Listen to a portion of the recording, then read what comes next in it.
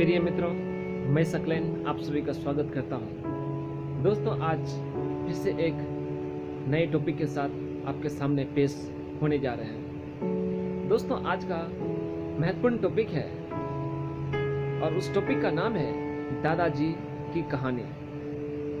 दोस्तों, एक बार की बात है, एक दादाजी और उसके बेटे और वह अपने पोते के साथ एक घर में रह रहा था।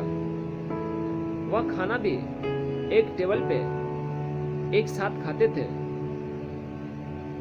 समय बीतता गया, दादाजी का चेहरे के ऊपर झुर्रियां आने लगी, उसके हाथ कांपने लगे। इतनी कमजोरी आ गई थी, वह जब खाना भी खाते थे तो उसके हाथ से लुकमा गिर जाया करते थे, उसके हाथ से बर्तन गिर जाया करता था। दोस्तों, एक बार कुछ मेहमान आए हुए थे और उस मेहमान के साथ सभी परिवार मिलकर एक टेबल के ऊपर खाना खा रहे थे। उसी दौरान दादाजी के हाथ से खाने में जो प्लेट दिया गया था, वह प्लेट दादाजी के हाथ से नीचे गिर गया। तभी उसका लड़का, उसका बेटा उसे देखकर चिढ़ सा गया और अपने पिताजी के ऊपर गुस्सा करने लगा कि आज से आप इस टेबल पर खाना नहीं खाएंगे। आज आपने मेरी बेइज्जती करा दी, मेरी इंसल्ट करवा दी है। इन मेहमान के सामने मेरी इज्जत नहीं रही, आप यहाँ से उठिए।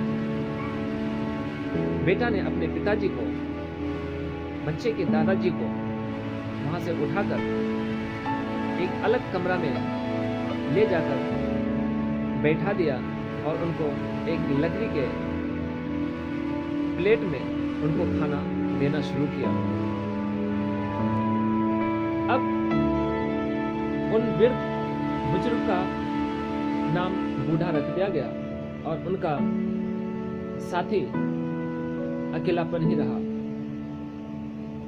दोस्तों, कुछ दिन बाद उस बूढ़े के लड़के बाहर जाता है और बाहर से आने के बाद जब वह घर पे देखता है तो उनके लड़के और दादाजी के पोता अपने पिता के लिए लकड़े का कटोरी बना रहे होते हैं। पिताजी आकर उन्हें देखना, लकड़ी का कटोरे बनाते हुए देखकर उनसे पूछता है कि बेटा, तू ये क्या कर रहा है?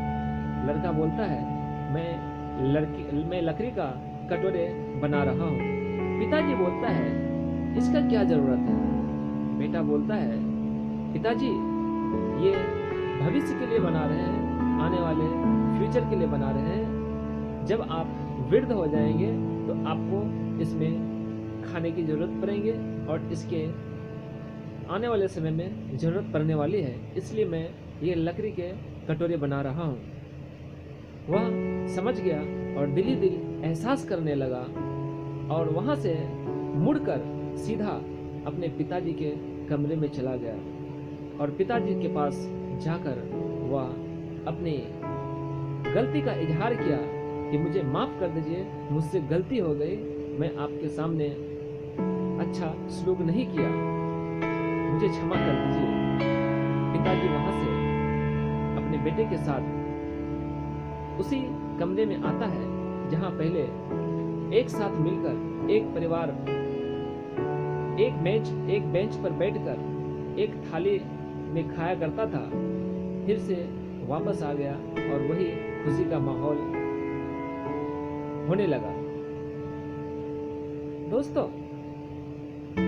हमें वही मिलता है जब हम दुनिया को देते हैं। इसलिए हमें कोशिश करना चाहिए कि जब हमारे माँ बाप वृद्ध हो जाएं, जब हमारे माँ बाप बुजुर्ग हो जाएं, जब हमारे माँ बाप चलने फिरने और उनकी शरीर की क्षमता कम होने लगे, कमजोर पड़ने लगे, तो उन्हें नज़रअंदाज नहीं करना चाहिए, बल्कि उस समय उनको मदद करने की जरूरत होती है, हेल्प करने की जरूरत होती है, उनके सहारे की जरूरत होती है। उन्हें बेसहारा नहीं छोड़ना चाहिए दोस्तों, क्योंकि समय जिस एज में है, आने वाले समय में हमारी एज बढ़ती जाएगी और हम भी एक दिन बुजुर्ग हुएंगे। यदि हम अपने बुजुर्ग के साथ, अपने माता पिता के साथ अच्छे व्यवहार नहीं करेंगे, हमारे बच्चे अच्छे व्यवहार नहीं सीख पाएंगे और कल जाकर वही सेम गलत व्यवहार हमारे साथ हमारे बच्चे करने वाले हैं। इसलिए हमें अलर्ट रहना चाहिए, हमें अपने बुजुर्गों के साथ अच्छे व्यवहार करना चाहिए ताकि आने वाले समय में हमें भी अच्छे सलूक मिले, हमें भी इज्जत मिले, हमें भी खुशी मिले। इसलिए हमेशा बुजुर्गों की कदर करें, क्योंकि जिस माहौल में, जिस भी समाज में बुजुर्गों की इज्जत नहीं होती, वह समाज विपरीत दिशा में चली जाती है, वह समाज का बहुत ही बुरा असर होता है। इसलिए हमारा दायित्व है, हमारा कर्तव्य है कि हमें अपने समाज को बेहतर बनाना होगा। हमें अपने समाज में बुजुर्गों की इज्जत करने की शिक्षा देनी होगी ताकि एक बेहतर समाज बन सके। जब बेहतर समाज बनेगा तो बेहतर राष्ट्र बनेगा, और जब बेहतर राष्ट्र बनेगा तब एक बढ़िया देश बनेगा। जब तक आप अपना ख्याल रखें, सुरक्षित रहिए। जय हिंद, जय भारत।